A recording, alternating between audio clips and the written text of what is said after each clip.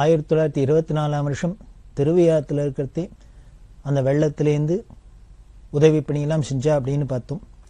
இதுக்கு முன்னாலேயே 10 வருஷம் முன்னால 1914 வருஷம் பெங்கால்ல குல்னா அப்படிங்கிற இடத்துல ரொம்ப பெரிய வெள்ள சேதம் ஏற்பட்டது. பல்லாயிரக்கணக்கான ஜனங்கள்லாம் உடைமையெல்லாம் இழந்தா, வீடு வாசல் எல்லாத்தையும் இழந்து, கால்நடையெல்லாம் பரம பெரிய உயிர் சேதெல்லாம் ஏற்பட்டு ரொம்ப பெரிய கோர விபத்தா இருந்தது.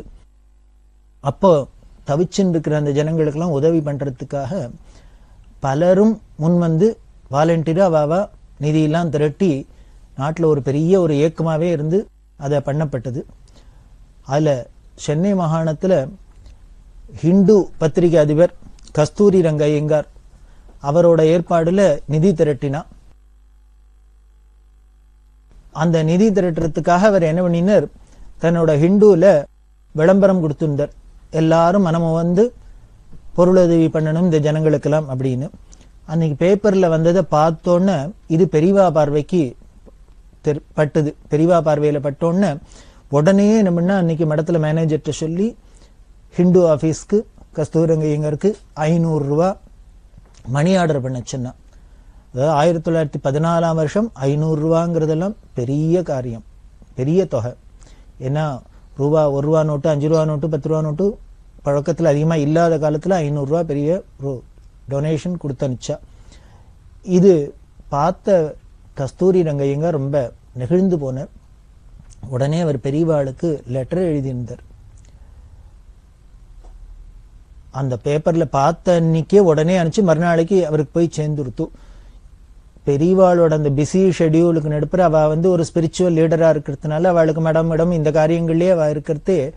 அப்படி ஒரு சமயத்துல பத்திரிகையில வந்து இந்த ஒரு விளம்பரத்தையும் பார்த்துட்டு உடனே அன்னைக்கே தாமதம் இல்லாத பணம் அனுப்பிச்சு வச்சது பெரியவாளோட சமுதாய சிந்தனையும் அவளோட பொறுப்பையும் உணர்த்துறதா இருக்கு. நிஜமாவே எனக்கு ரொம்ப மகிழ்ச்சியா இருந்தது, ஆச்சரியமா இருந்தது. இதை விட பெரிய ஆச்சரியம் என்னன்னா, இது மாதிரி ஒரு விஷயத்துக்காக ஒரு மடாதிபதியிட்டேந்து டொனேஷன் வாங்குறது இதுதான் முதல் தரம் அப்படின்னு பெரியவாளுக்கு பாராட்டி லெட்டர் போட்டு தன்னோட நமஸ்காரம் எல்லாத்தையும் தெரிவிச்சிருந்தார். பின்னால பெரியவா மெட்ராஸ் பக்கம் வரத்தே அவ ஆபீஸ்க்கு போறா, எல்லாம் பண்ணி இங்க பெரியவா விஜயம் பண்றா. ஹிந்துக்கும் இந்த பெரியவாளுக்கும் காமகோடி பீடத்துக்கும் ரொம்ப நெருங்கின தொடர்பு இருந்தது. இந்த கஸ்தூரங்கையங்கார் காலத்திலேருந்தே அது அப்படித்தான் இருந்தது. இது மாதிரிதான் பல சந்தர்ப்பங்கள்ல. இது 1924 அங்க பண்ணான்னா அதுக்கப்புறம் 40-45 வருஷம் கழிச்சு ராமேஸ்வரத்துல ஒரு கடும் புயல் தாக்கித்து. அநேகமா எல்லாருக்கும் தெரிஞ்சிருக்கும். 60s வாக்குல 1960 வருஷ வாக்குல மிகப்பெரிய புயல். தனுஷ்கோடி அப்படிங்கிற இடம் காணா போற அளவுக்கு மழை பெஞ்சு புயல், சமுத்திரம் கொந்தளிப்பெல்லாம் இருந்தது. அது நடக்க போறது. அதுக்கு முன்னால பெரியவா என்ன பண்ணினா, இந்த 60ஆம் வருஷ ஆரம்பத்திலேருந்து எங்கெங்கெல்லாம் யாத்திரை பண்ணாலும், தஞ்சாவூர் ஜில்லாலாம் யாத்திரை பண்ணியிருந்தா, எந்த இடத்துல யாத்திரை பண்ணினாலும் போற இடத்தெல்லாம் யாரை பார்த்தாலும் அவளுக்கு நிலம் இருந்ததுன்னா உடனே ஒரு உத்தரவு, மடத்துக்கு ஒரு மூட்டை நெல் அனுப்புறியா அப்படின்னு. இப்படியே கேட்டுனே வந்தா, மடத்துக்கு ஒரு மூட்டை நெல் அனுப்புறியா, மடத்துக்கு ஒரு மூட்டை நெல் அனுப்புறியான்னு. ஜனங்கள்லாம் பார்த்து ஏதோ பாவம் மடத்துல ஏதோ போறல போல இருக்கு, வேண்டிருக்கு பெரியவாளுக்கு, எத்தனையோ தர்ம காரியம் எல்லாம் பண்றா, அதனால நெல் அனுப்பிச்சிருந்தா. மடத்துல இருக்கிற மேனேஜருக்கு என்ன உத்தரவுன்னா, எந்தெந்த ஊர்ல போய் மடத்துக்கு நெல் அனுப்பு, மடத்துக்கு நெல் அனுப்புங்க, அந்தந்த லோக்கல் மடத்துக்கு அவ கொண்டு சேர்ப்பா. அந்தந்த மேனேஜர்ஸ்க்கு என்ன உத்தரவுன்னா, இப்படி சேர்ற நெல்லை எல்லாத்தையும் உடனே கொண்டு ராமேஸ்வரத்துல சங்கர மடத்துல வைக்கணும் அப்படின்னு, அங்க அனுப்பிச்சிடணும் அப்படின்னு. இப்படியே அங்கங்க சேர்ற நெல் எல்லாம் ராமேஸ்வரத்துக்கு வந்து சேர்ந்துருக்கு. ராமேஸ்வரத்துல அந்த அக்னி தீர்த்தத்துல காஞ்சி காமகோடி பீடத்தோட சங்கர மடம் இருக்கு. ஆதிசங்கருக்கு மிகப்பெரிய 4 சிஷ்யாலோட ஒரு மண்டபம் எழுப்பி அதுல ஆச்சாரியால் பிரதிஷ்டை பண்ணி எல்லாம் பண்ணியிருக்கா. என்ன தட்சிணாம்நாயம் அப்படின்னு இந்த சார்தாம்ல பகவத்பாதால் இந்த ராமேஸ்வரத்துல தட்சிணாம்நாய பீடம் ஸ்தாபிதம் பண்ணினத்தினால அது பல காலகட்டங்கள்ல இது மாதிரி சமுத்திர கொந்தளிப்பு உட்பாதங்கள் இதனாலும் அழிஞ்சு போயிருக்கலாம். அப்புறம் பார்த்தீங்கன்னா வரலாறுல பார்த்தீங்கன்னா டெல்லியிலேருந்து மாலிகாபூர் படையெடுத்து ராமேஸ்வரம் வரைக்கும் வந்து ஹதாஹதம் பண்ணிட்டு தான் நமக்கு ஹிஸ்டரி சொல்றது. அதுல இந்த தட்சிணாம்நாயம் ராமேஸ்வரத்துல இருந்ததும் காணா போயிருக்கலாம். அதெல்லாம் ஞாபகார்த்தமா தான் பெரியவா அப்படி ஆதிசங்கருக்கும் இந்த ராமேஸ்வரத்துக்கும் ஒரு பெரிய தொடர்பு இருக்கிறதுனாலதான் அங்க பெரிய அக்னி தீர்த்தத்துல எல்லாரும் ஸ்நானம் பண்ணி தலையை நிமித்தினோடனே பகவத்பாதா தரிசனம் பண்ணணும் அப்படிங்கிற ஒரு நோக்கத்துல அங்க சங்கர மடம் ஸ்தாபிதம் பண்ணி ஆச்சாரியாளுக்கு பிரதிஷ்டை பண்ணினா அங்க சுத்திவர இருக்கிற இடத்துல அந்த மடத்துல விஸ்வநாதன் அப்படிங்கிறவர் தான் பார்த்திருந்தார். ராமேஸ்வர விஷு அப்படின்னே அவரை சொல்லுவா. அவர் தான் பார்த்துட்டு இருக்கார். இப்படி அங்கங்க செய்யற நெல்லெல்லாம் இங்க வருது. அவருக்கு என்ன இன்ஸ்ட்ரக்ஷன்னா எல்லாத்தையும் வாங்கி வாங்கி உள்ளுக்குள்ள அடுக்கி வச்சுக்கணும் அப்படின்னு. பார்த்தா வர நெல்லாம் அடுக்கி வைக்கிற ஒரு ரூம் முழுக்கெல்லாம் ரொம்ப எடுத்து உடனே அடுத்தது இன்னொரு ரூம்ல வச்சா அங்க வச்சா இங்க வச்சா பார்த்தா மடம் முழுக்கலும் நெல்லு மொட்டையா இருக்கு. வைக்கிறதுக்கு இடம் இல்லை, என்ன பண்றதுன்னு தெரியல. அப்படி நெல் சேர்ந்துட்டே இருந்தது. அவர் என்ன பண்ணினார், விஷு மடத்துக்கு லெட்டர் போட்டார் மேனேஜருக்கு. இங்க ராமேஸ்வரம் மடத்திலயோ அதிகமா ஒன்னும் கூட்டம் இல்லை, இங்க ஜனங்களும் அதிகமா இல்லாதனால இவ்வளவு நெல் இங்க எதுக்கு உபயோகம் பண்றதுக்கு இல்லையே, என்ன பண்ணணுங்கிற அபிப்பிராயத்தில் பெரியவா இங்க அனுப்புறா. அதை கொஞ்சம் கேட்டு சொன்னா பரவாயில்ல, நான் அதை எப்படி விநியோகம் பண்ணணும் எப்படி உபயோகிக்கணும்னு சொன்னா பரவாயில்ல, நான் வாங்கி வாங்கி அடுக்கி வச்சு வீணா பெடாத இருக்கணும் அப்படின்னு. இவர் லெட்டர் போட வேண்டியது, பதிலே வராது. இப்படி பல லெட்டர் போட்டு போட்டு பார்த்தார், பதில் வரல. லெட்டர் போட்டா என்ன வரும்னு இன்னும் 10 மூட்டை நெல் வரும். இப்படி இவர் பார்த்து பார்த்து பொறுமை இழந்து என்ன பண்ணார், அவர் கிளம்பி வந்துட்டார். நேராக காஞ்சிபுரத்துக்கு வந்தார். காஞ்சிபுரத்துக்கு வந்தோன்னா மேனேஜர் CS விஸ்வநாதன் அவர்கிட்ட கேட்டார், என்னமாமா நான் லெட்டர் போட்டுட்டே இருக்கேன், நெல்லு தான் வரதே வழியே பதில் வர மாட்டேங்கிறது, இந்த நெல்லாம் வச்சு நாங்க என்ன பண்றது, அங்க உபயோகம் இல்லையே அப்படின்னு. அப்பா நீ லெட்டர் போடுற, ஆனா நானும் பெரியவாள்கிட்ட தான் போய் சொல்றேன், பெரியவா பதில் சொன்னாதானே நான் உனக்கு பதில் சொல்ல முடியும், லெட்டர் எழுத முடியும், என்ன கோச்சுக்கிறியே, அதனால பெரியவா நான் எப்ப போய் சொன்னாலும் பதில் சொல்ல மாட்டேங்கிறேன், நானும் உனக்கு பதில் எழுத முடியல அப்படின்னு. இப்பதான் நேரம் வந்திருக்கே, வா 2 பேருமா நேரையே போய் கேட்டுலாம் அப்படின்னு பெரியவாள்கிட்ட வந்தா. பெரியவாள்கிட்ட வந்து கேட்டா, இத்தனை நெல் ராமேஸ்வரத்துக்கு என்ன பண்றது, அங்க உபயோகம் இல்லையே அப்படின்னா. எதுக்காக அனுப்பிச்சான்னு தெரியல அப்படின்னா. உடனே பெரியவா ஒண்ணுமே பதில் சொல்லல.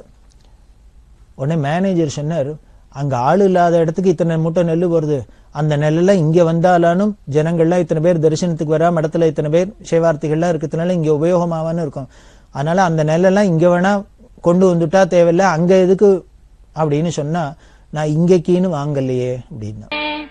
நான் உனக்கு இங்க நம்ம உபயோகத்துக்கு நான் வாங்கலையே அப்படின்னு.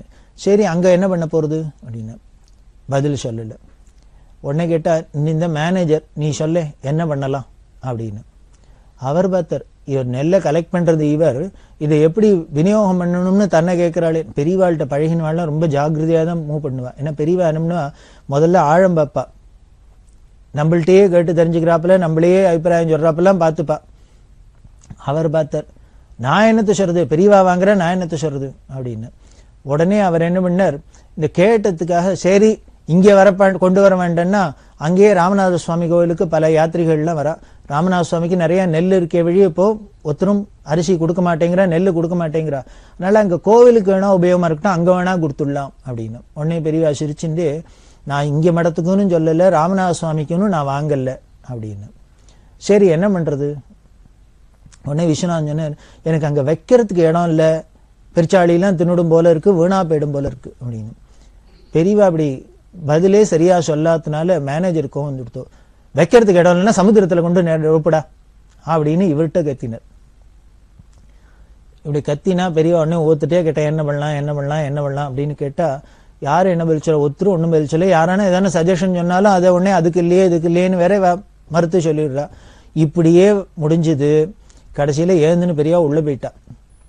இங்கேருந்து விஸ்வநாத ராமேஸ்வரத்துலேருந்து வந்து லெட்டர் போட்டா ஒன்றும் பதில் வரலையேன்னு நேர கேட்டு தெரிஞ்சுக்கலாம்னா இப்ப நேரையும் பதில் இல்லை. இப்படி ஒன்றும் இல்லாத பேச்சுட்டு முடிஞ்சுட்டு போச்சு. அவருக்கு ரொம்ப வருத்தமா போச்சு. மேனேஜருக்கு கோவம் வந்துடுத்து. நீ பாட்டு கிளம்பி போடா ராமேஸ்வரம், இவர் இப்படிதான் பண்ணுவார், இருந்தா இஷ்டம் தான் இருக்கட்டும், ஏலி தின்னா திங்கட்டும், என்ன தின்னா திங்கட்டும், உனக்கு இடம் இல்லைன்னா இங்கேனும் அக்கம் பக்கத்துல சமுத்திரக்கரையில கொண்டு வச்சுக்கோ, வர நெல்லாம் அப்படின்ட்டு அவர் சொல்லி அனுப்பிச்சுட்டார். இவர் வெக்ஸ் ஆகி இங்கேருந்து வந்துட்டார். ராமேஸ்வரத்துக்கு வந்துட்டு விஸ்வநாதன். இவர் வந்தாரோ இல்லையோ, அடுத்த சில நாள்ல புயல் ஆரம்பிச்சது, மழை ஆரம்பிச்சது. கடுமையான புயல், கடுமையான மழை. இந்த ஆரம்பிச்சு 4 நாள் ஆனோன்னு பெரியவா என்ன பண்ணினா, மடத்துல கைங்கரியம் பண்ணி இந்த 2 பேர், அந்த 2 பேரையும் உடனே கிளம்பி ராமேஸ்வரம் போ அப்படின்னா. பஸ்ஸோ ட்ரெயினோ என்ன பிடிச்சு போவையோ உடனே கிளம்பி ராமேஸ்வரம் போ. ராமேஸ்வரத்துல போய் அங்க நெல் இருக்கு மூட்டையெல்லாம், அதெல்லாம் அரிசியா குத்தி அத்தனை பேருக்கும் ஆகாரத்துக்கு ஊர் முழுக்கல டிஸ்ட்ரிபியூட் பண்ண சொல்லு அப்படின்னு உத்தரவு பண்ணிட்டார். இவா 2 பேரும் மடத்திலேருந்து போனவா தான் லாஸ்ட். அதுக்கப்புறம் ராமேஸ்வரத்துக்கும் இந்த இந்திய தீபகற்பத்துக்கும் லிங்கே கட்டாயிடுத்து. ரயில் போக முடியல. அந்த காலத்துல ரயில் போக்குவரத்து மட்டும்தான், ரயில்லாம் போக முடியாத அளவுக்கு போயிடுத்து. சமுத்திரம் அப்படி பொங்கிண்டு அப்பதான் தனுஷ்கோடிங்கிறதே காணா போன அளவுக்கு கடுமையான புயல். அப்படி இருக்க அந்த ஊர்ல பெரிய பணக்காரெல்லாம் கூட சாப்பாட்டுக்கு இல்லாத தவிக்க முடியுமா எடுத்து. பணம் இருக்கு, காசு இருக்கு, ஒரு சாமானும் இல்லை வெளியில. ஆனா ஊர் முழுக்களும் வெள்ளக்காடா இருக்கு.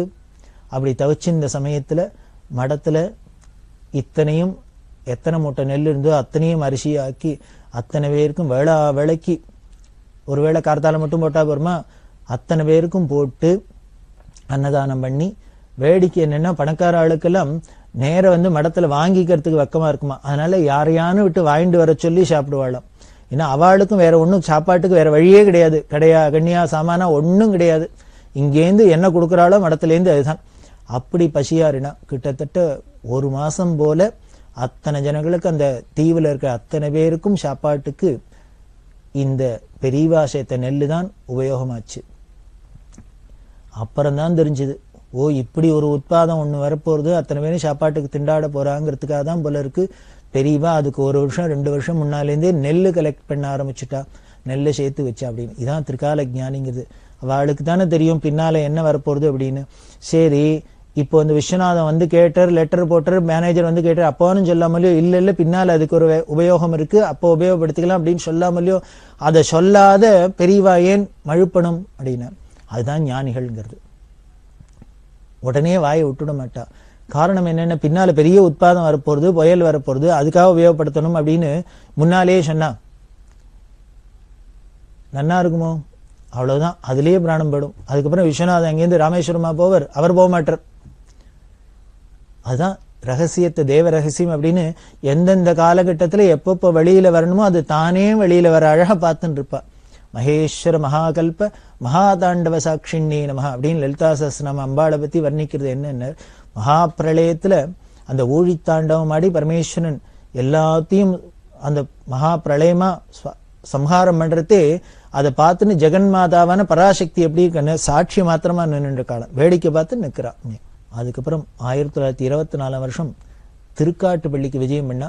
திருக்காட்டுப்பள்ளியில தான் PS சிவசுவாமி ஐயர் ஸ்தாபிதம் பண்ண ஸ்கூல் இருக்கு. அந்த ஸ்கூலுக்கு விஜயம் பண்ணினா.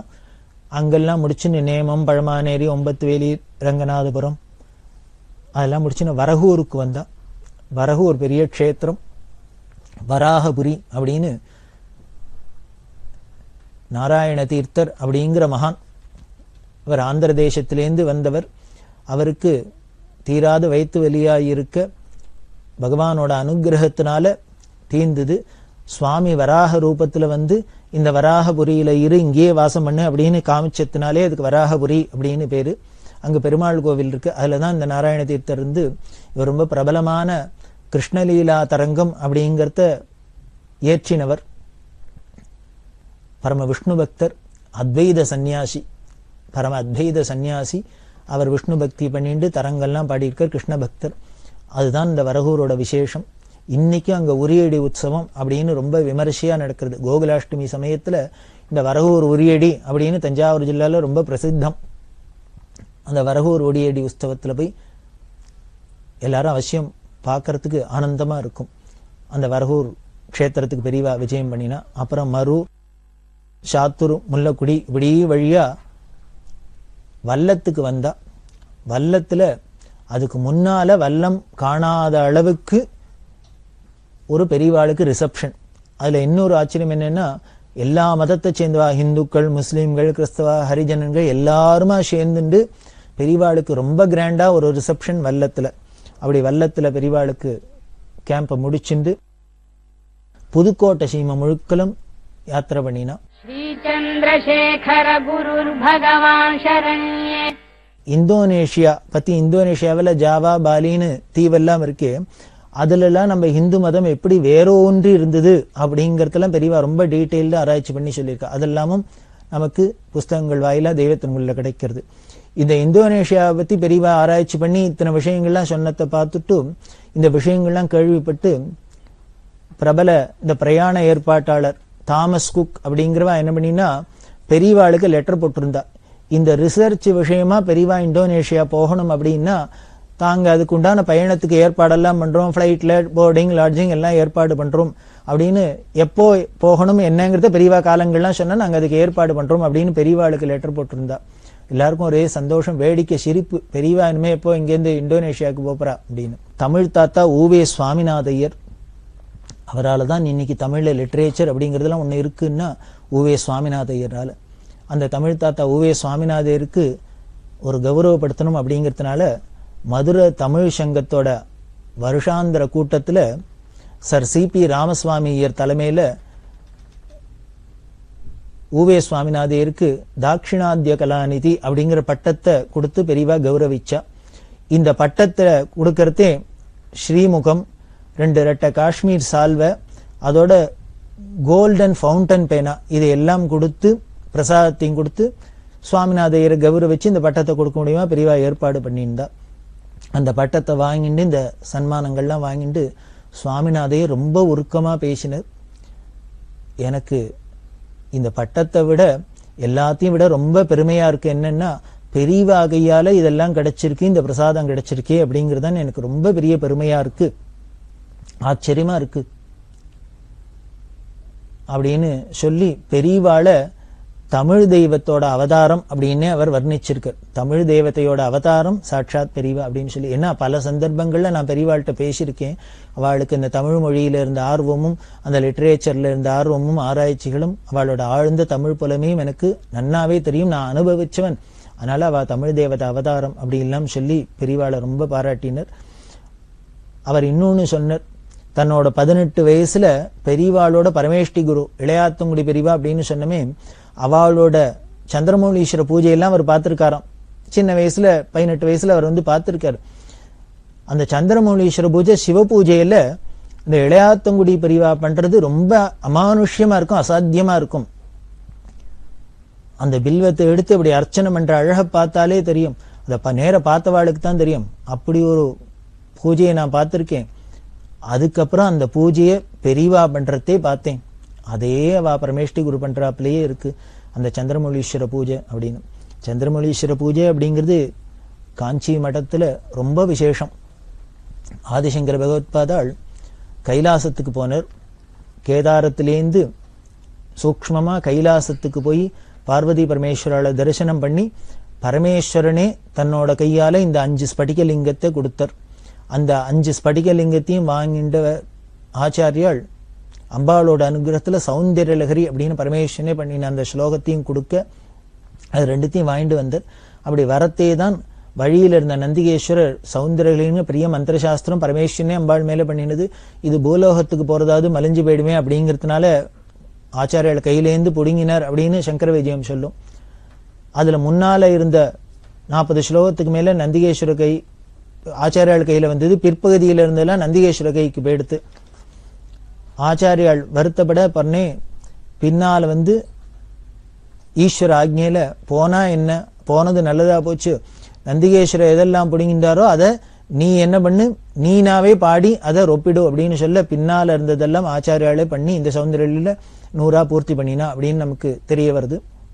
அப்படி இந்த சௌந்தர்யம் பஞ்சலிங்கங்களையும் ஸ்படிகலிங்கங்களையும் வாங்கிட்டு வந்த ஆச்சாரியால் 5 இடத்துல ஸ்தாபிதம் பண்ணி இருக்கா. நேபாளத்துல நீலகண்ட கஷேத்திரத்துல, பத்ரீக ஆசிரமத்துல, இன்னும் சிதம்பரத்துல, காஞ்சிபுரத்துல, கூடலி சிங்கேரி, இந்த 5 இடத்துலையும் இந்த பஞ்சலிங்கங்களையும் ஸ்தாபிதம் பண்ணினதா பிராச்சீன சங்கர விஜயங்கள்லாம் சொல்றது. அதுல காஞ்சிபுரத்துல இருக்கிறது, ஸ்ரீமடத்துல இருக்கிறது யோக சந்திரமௌலீஸ்வரர். இவரை அர்ச்சனை பண்றவா யோகீஸ்வராளா தான் இருப்பா, இவரை வழிபடுறவாள்லாம் யோகீஸ்வராளா தான் இருப்பா. அதனால யோக சந்திரமௌலீஸ்வரர். இந்த சந்திரமௌலீஸ்வர பூஜை ரொம்ப விவரமா ரொம்ப விஸ்தாரமா நடக்கும். இன்னி வரைக்கும் அப்படிதான் நடந்துட்டு இருக்கு. அந்த பெரியவா எப்படி சந்திரமௌலீஸ்வர பூஜை பண்ணுவா அந்த பாவம் அப்படின்னா ஆச்சரியமா இருக்கும். பெரியவா 13 வயசுக்கு பட்டத்துக்கு வந்தா இல்லையா, முன்னால சொல்லித்தரத்துக்கு குரு இல்லை, அவர் சித்தியாயிட்டர் வந்தா. வித்வான்கள்லாம் சொல்றா இது பெரிய அத்வைத மடம், அப்படி இருந்தா கூட இங்க உலகத்தை உத்தேசிச்சு பூஜை இன்னும் ஜபதபம் எல்லா அனுஷ்டானங்கள்லாம் வைக்கப்பட்டிருக்கு, இதெல்லாமும் ஸ்ரத்தையா பண்ணணும். இப்படி துவைதமா வெளியில காரியங்கள் பண்ணினாலும் உள்ளுக்குள்ள அந்த அத்வைதம்ங்கிறது மறந்து போயிடாத இருக்கணும். பூஜை பண்ற சந்திரமௌலீஸ்வரர் வேற இல்ல, பூஜை பண்ற நாம வேற இல்ல அப்படிங்கிற பாவத்தோட பூஜை பண்ணும். பூஜை பண்ணத்தே சொல்றமே, தேகோ தேவாலயா ஜீவோ புரோக்தோ தேவா சனாதனா தெஜேத் அஜ்ஞான நிர்மால்யம் சோகம் பாவேன பூஜேத் அப்படின்னு அந்த பாவத்தோட பூஜை பண்ணணும் அப்படின்னு வித்வான்கள்லாம் சொல்லி கொடுக்கிறா. உடனே 13 வயசு குழந்தை பெரியவா கேட்கிறா, பூஜை பண்றதை மட்டும்தானா அப்படின்னு. அந்த சந்திரமௌலீஸ்வரர் வேற இல்ல, நாம வேற இல்ல, சோகம் ஹம்ச சோகம் அப்படிங்கிற பாவம் ஏதோ பூஜை பண்ற இந்த 1 மணி நேரம் 2 மணி நேரம் இருந்தா போருமா, இல்ல 24 மணி நேரமும் இருக்கணுமா? நமக்கு இந்த அனுபூதி அத்வைத ஞானம் அப்படிங்கிறது எப்பொழுதும்னா இருக்கணும், பர்மனண்டா. ஏதோ பூஜா காலத்துல மட்டும் இருக்கிறது, மற்ற காலத்துல துவைதமா இருந்து நான் வேற உலகம் வேற இருந்துன்னா விபரீதமான இருக்கும்.